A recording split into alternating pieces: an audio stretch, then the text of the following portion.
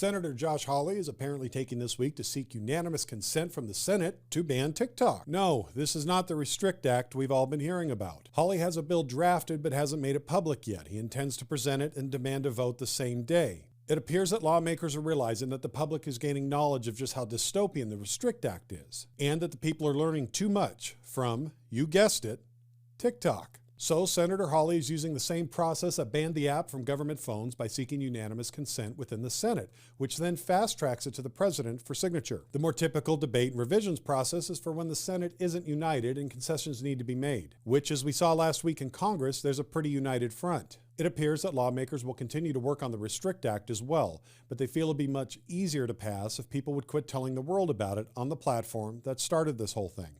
Senators Mark Warner and John Thune are also looking at presenting competing bills. Senators seem surprisingly anxious to make sure they get the legacy of passing such a ban instead of addressing the revamp of the entire industry. Lawmakers seem convinced that the most logical step to stopping free speech is to stop free speech so that they can continue the process with a less informed public. We've also seen this last week that legacy media seems uninterested in informing the public about the full ramifications of the Restrict Act, as they seem to feel it will not affect them. And that in itself should tell you something. It's time for everyone who disagrees with this to start letting their senators know that if they support this, then they should look at updating their resumes come next election.